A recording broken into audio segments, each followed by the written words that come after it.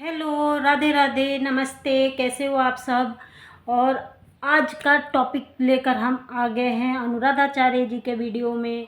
आज देखते हैं किसका क्या सवाल होता है और किस गुरु जी का क्या जवाब होता है।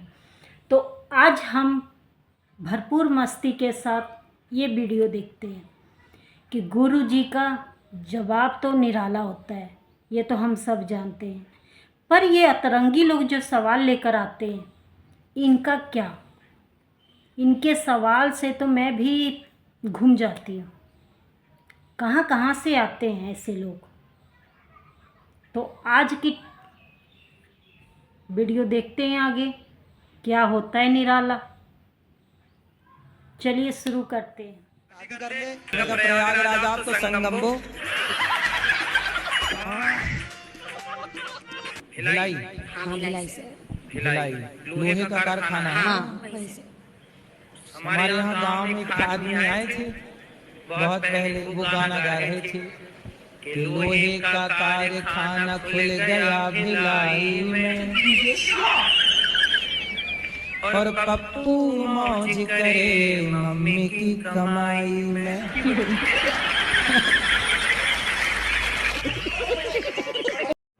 गुरु जी की बात सुनकर तो मेरा दिमाग बफरिंग करने लगता है। क्या कॉन्फिडेंस के साथ हर सवाल का जवाब देते हैं गुरु जी। राधे राधे गुरुजी। जी आपके चरणों में मेरा कोटि प्रणाम। जी तो दिन भर सोती हो? हाँ गुरुजी। तो खाती कब हो? पूरा काम करके सुबह शाम पूरे दिन सोई रहती हूँ। अच्छा, खाने के लिए जागती हो, खा के फिर सो जाती हो?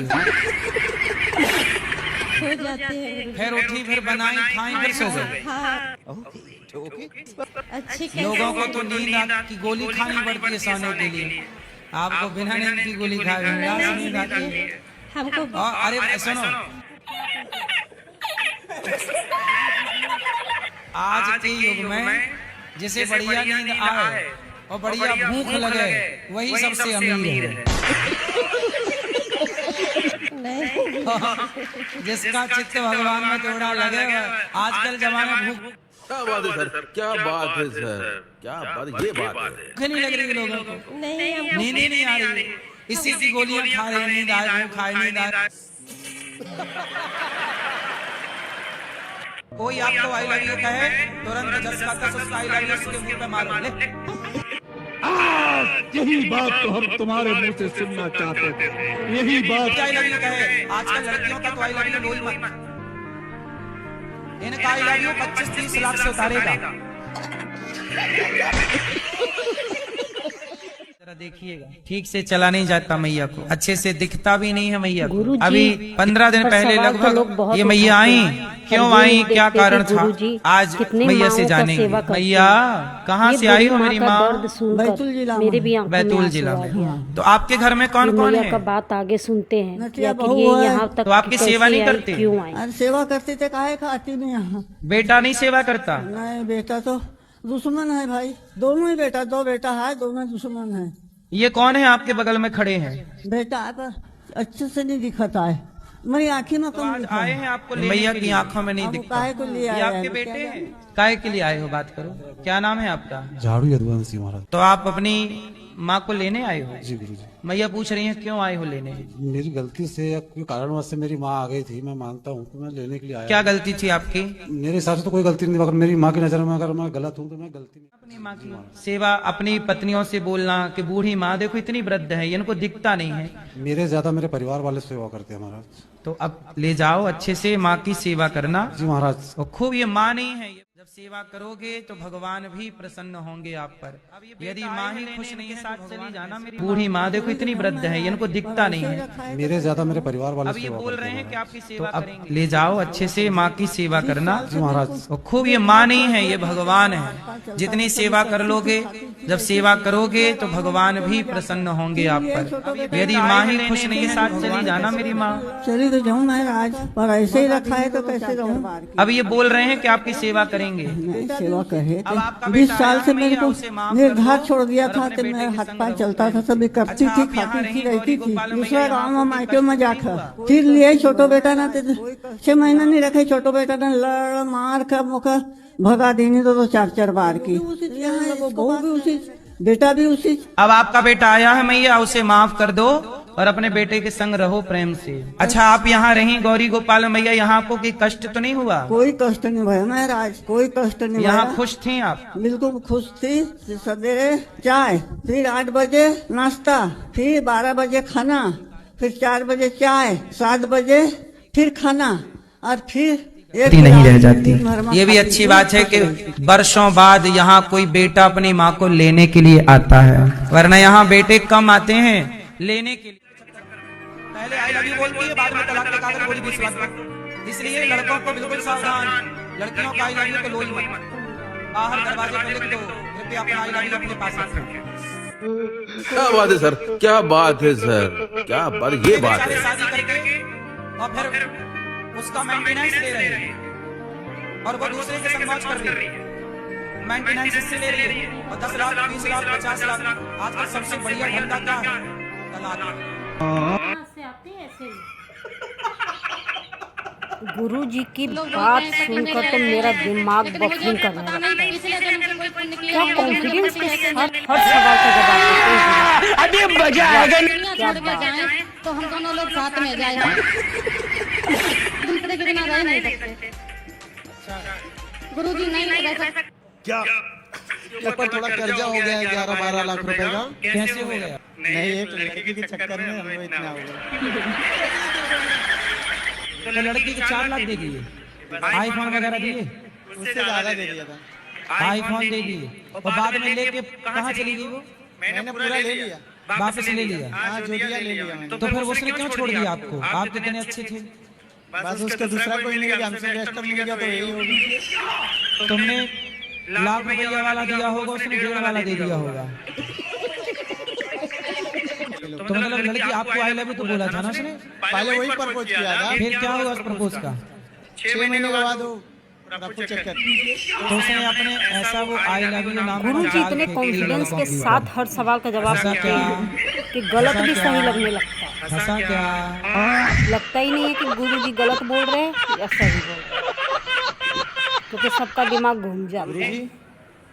मैं एक इसी को कहते हैं गुरु जी। समाज का कार्यकर्ता। ग्रेट। पर लोग बहुत बुरा बोलते हैं कि ये क्या कर रहा है, ब्याह भी नहीं किया है।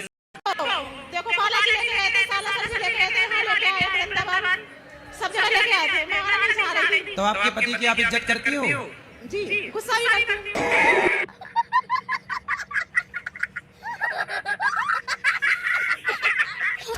कि भाग्य में अच्छे पति हैं तो समझ नहीं रही हो।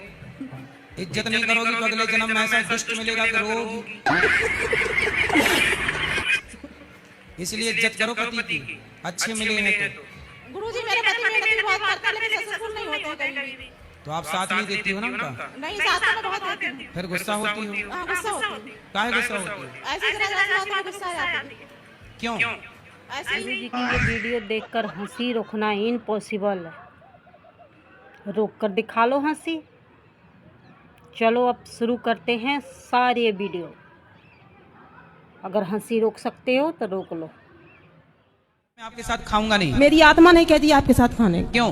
पता नहीं गुरुजी, मैं इससे बहुत काम धाम करता है। हाँ, कमाता है, और शराबी गलत रास्ते पे तो नहीं है? पूरी गांजा पीता है। गलत है ये? हाँ, गांजा पीता है। गांजा पीने के बाद आदमी सन्न हो जाता है। गांजा सबसे गंदा नशा है। गुरु जी के पास एक ऐसी माँ आई जिसको कि बेटा ही रखना नहीं ये सही चाहता। है? बेटा अगर नशा करने वाला निकल जाए तो उस माँ की जिंदगी नरक हो जाती है उस घर में रहना, क्योंकि ना माँ अपने बच्चों को बाहर निकाल सकती है, नहीं वो घर में रखने के लिए बोल सकती है, नहीं बहुत ऐसी परेशानी आ जाती है एक माँ के आगे। पर अब बच्चा ही माँ को निकाल दे घर से तो क्या करे एक माँ?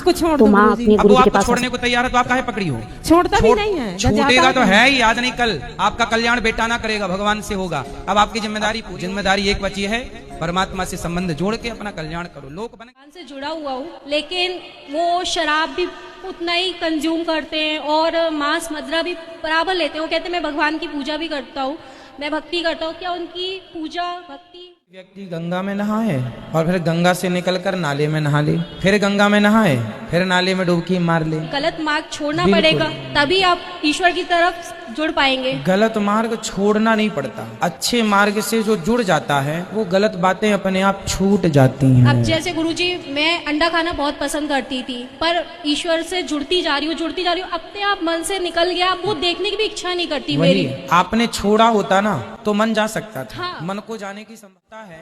वो मांस, शराब, कुसंग, निंदा, चुगली छोड़ता नहीं है, सब छूट जाती है। जोड़िए, आप उनसे ये मत कहिए कि तुम शराब छोड़ दो, उनको ये कहो तुम कथा सुना करो, सत्संग किए। जब सत्संग से जुड़ेंगे तो उनसे फिर कहना नहीं पड़ेगा कि छोड़ दो। बगल में बैठे बात करा दो फिर। राधे राधे पंडित जी, मांस खाते हैं? नहीं, मांस फिर शराब पीते हैं? कैजुअली। तो सही है ये? नहीं, सही नहीं। यदि कोशिश कर रहे हैं उसको धीरे धीरे अवॉइड करने की। शराब से किसी का भला नहीं है, मुझे जानकारी है, धीरे धीरे कोशिश कर रहा हूँ अवॉइड करने की। आप अपने आप को इतना पॉजिटिव कर लो, इतना आध्यात्म से जोड़ लो कि ये सब चीजें, जैसे उन्होंने बताया कि उनका अंडा छूट गया, ऐसे आपकी भी शराब छोड़नी नहीं पड़ेगी। आप बस जुड़ते चले जाएंगे ना, अच्छी जगह से, अच्छी चीजों से, अच्छी बातों से, अच्छे थॉटों से। अच्छे विचार आएंगे तो बुरे विचार अपने आप गायब हो जाएंगे। व्यक्ति बुरा नहीं होता, ना समाज बुरी होती है, बुरी और तो संगति होती है, संगत। अच्छा ये बताइए, सही बोल रहे हैं हम? संगति है कि शराब? संगति नहीं है। फिर कैसे आ गई?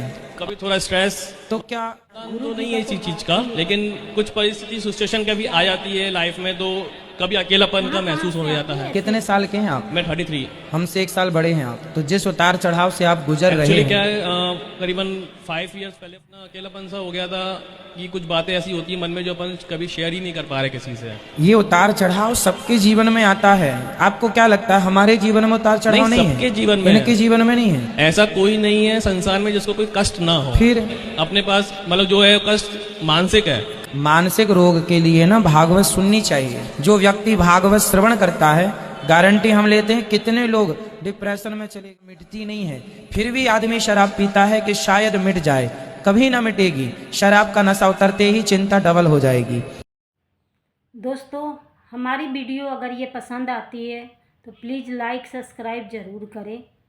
ऐसे ही हम दूसरा अगला एपिसोड लेकर आते हैं कि महाराज